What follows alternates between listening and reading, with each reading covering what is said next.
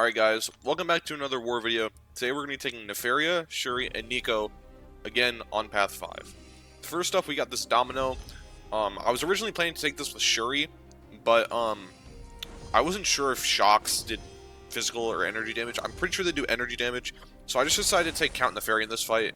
And again, Nefaria works fine for it. He does take some crit fail damage because he places a lot of debuffs, but again, nothing crazy. Nothing too serious. And, again, we'll use Shuri for another fight later on. Although, it would have been nice if I brought someone else for that fight. But, what can you do? Yeah. This fight is pretty simple. You just do basic Nefaria rotation. You get up to 7 or 8, whatever they're called, Ionic charges.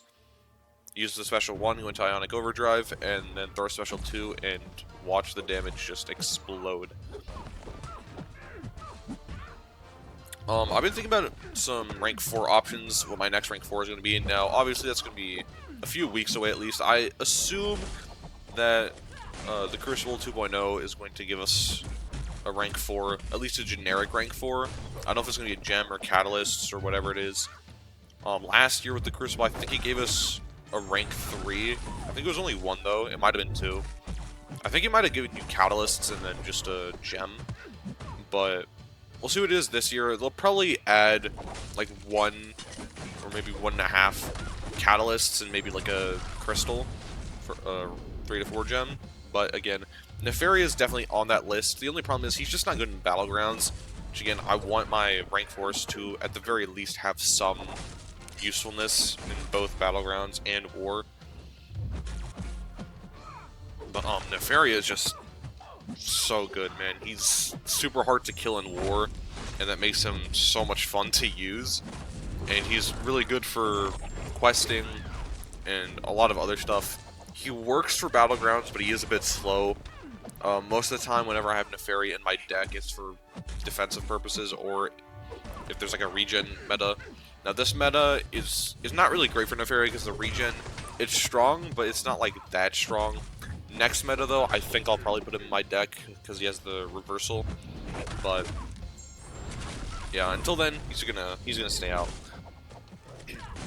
Here we are, just gonna finish this fight up. Pretty simple. Again, we have taken a bit of crit fail damage, but again, it's not the craziest thing, right? 30% is bad, but it's Nefaria. He'll be able to heal all of it back up in the next fight. And here we're taking Spot. I don't remember if I Shuri this or Count Nefaria this. I think I just Count.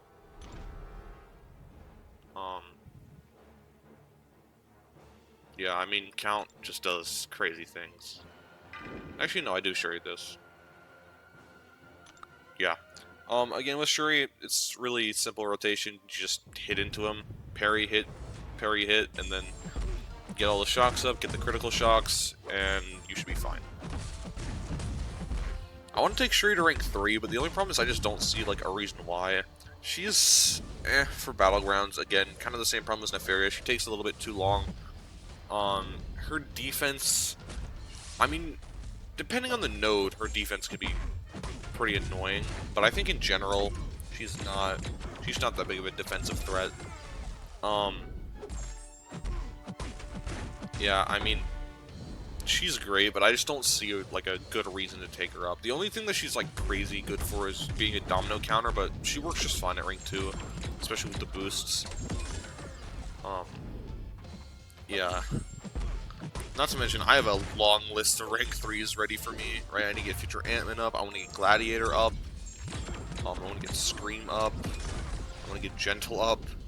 There's a lot of other champs that are, quite frankly, better and more meta-relevant than Shuri.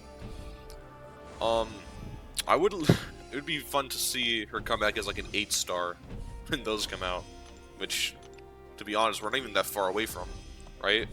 Because we got rank 5s and then rank 6s. Rank 6s will probably come out around the same time, maybe a little earlier than 8 stars. So we're like maybe a year and a half away from 8 stars, which is kind of crazy to think about. But again, that's still plenty of time. And here we're taking Neferi for Bastion, mostly because he's tactic. Again, Bastion doesn't really have like crazy defensive threats. You can also parry his special 2 and get the energy vulnerability. I think I do it in this fight, but at the very, very end, so it doesn't really matter. But I digress. Here, I get that. I just want to dash in and get the energy vulnerability, which increases Nefarious damage by so much. There, I lost all of my energy charges. God, that's so annoying. But again, it's Neferi. You can just build them right back up. There, I tried to parry him, but... And again, I get the Falter on me, which is super annoying. But again, thankfully he didn't, like, fully do a combo into me. And again, I'm just going to heal all of it back. Or most of it back, at least. And I think Bastion's... Like, at least some of his attacks do energy damage. I could be completely wrong on that. I know his special 1 does. But, yeah, here... I'm getting the parry evades on the special 2, but I'm just not dashing in, which is weird. But, I figured out eventually that you can dash in and get the energy vulnerability and then do a trillion damage. I think it's here. Yeah, I dash in, I get the energy vulnerability, and then that's pretty much lights out. Throw the special 1, probably do another combo, and I'll be fine. Actually, no. There's more to it. Probably because he has the protection up. Yeah, I mean, we should throw this next special 1. Go into a relic, I think. Or not. Or there's more fight.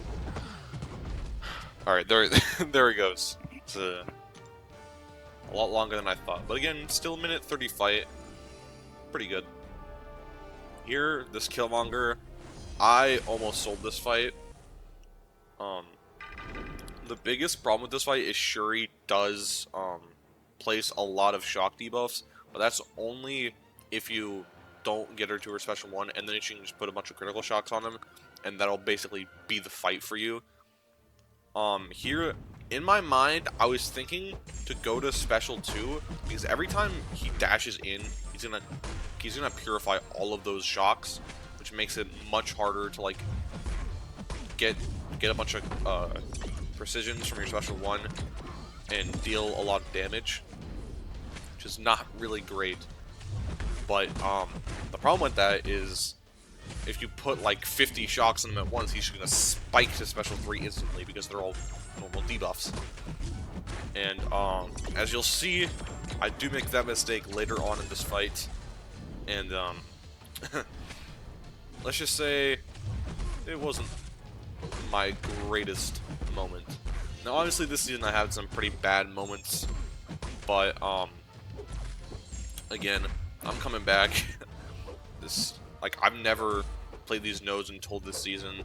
Again, they're super weird, and a lot of these things are just like critical oversights by me. That's just something that I need to get better at as a player. Just seeing these like little things and like understanding them better.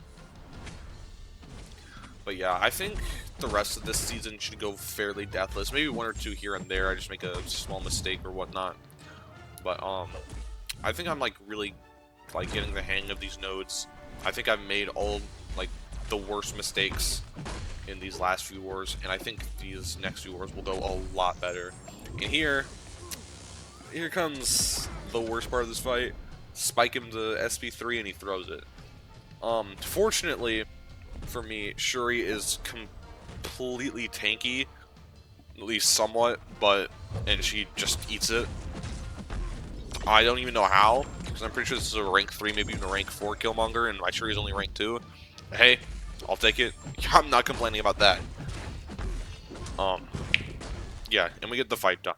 Now, that was a pretty bad mistake on my part, but again, I'm not going to make it again. At least now I know. Alright, here, now we're taking another super sketchy fight. I didn't think it would be as sketchy as it was, but it did turn out to be pretty sketchy. The problem with this, it's Nico versus future Ant-Man on this node. The problem is you don't immediately get the, what's it called, buff immunity on him. And so he can still gain armor ups until you get to the special 2. And I'm pretty sure he still can get them as passives if they, like, fail to trigger because of the buff immunity. But, either way, it's not that big of a deal. They end fairly quickly. and if you intercept or punishes heavy, they'll go away. The problem with this is her buff immunity just doesn't last like that long, and it doesn't get paused during its special attacks. So you'll sit there for like 10 seconds dexing its specials, and the buff immunity just goes poof, it's gone, right? And you have to build all the way back up to your special 2 and rethrow it and do all of that, right? Also, another like frustrating thing is the power detonation. Now, obviously, it's not the worst thing. Just throw your specials, and even then, they just don't do that much damage. Here, bro, I was losing my mind. He did not throw the special for a good like 20 seconds. The buff immunity has like basically already fallen off. Yeah, it fell off, and he still hasn't thrown a special.